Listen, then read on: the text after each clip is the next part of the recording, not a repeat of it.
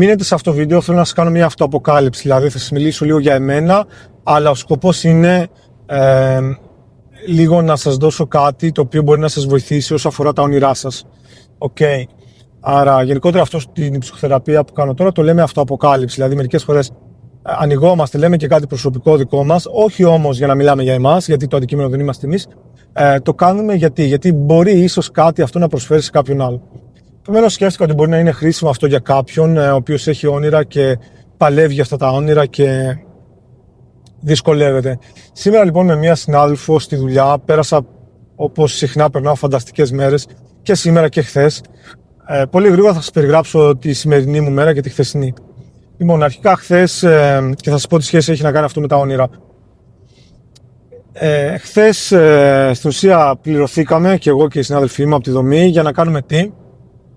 Για να πάμε σε ένα συνέδριο, για να ακούσουμε ανθρώπους που είναι στο χώρο εδώ και 30 χρόνια, για να δούμε έρευνες και για να τέλος πάντων πάρουμε γνώση από αυτό το συνέδριο πάνω στο αντικείμενο των εξαρτήσεων.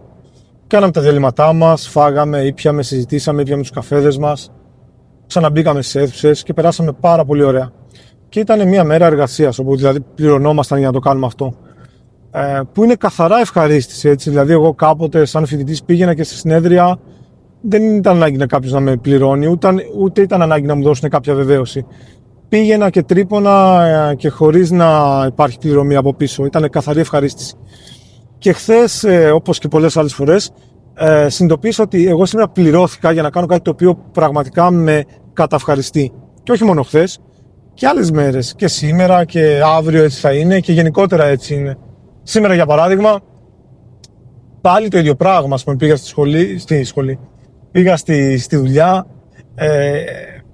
Η μέρα ήταν ως εξής. Ήρθε ένα καινούριο άτομο, το υποδεχτήκαμε στη δομή, κάναμε την εισαγωγή του, το γνωρίσαμε στα άτομα, κάναμε ένα group ψυχοθεραπείας και αγωγής λίγο, ήταν αυτό το κομμάτι, όπου συστήσαμε το άτομο και μιλήσαμε γενικότερα για διάφορα πράγματα στο group, όπως ο σεβασμός των ορίων με τα άλλα άτομα, το να έχουμε συναίσθηση, το πώς λύνουμε τα προβλήματά μας όταν διαφωνούμε κτλ.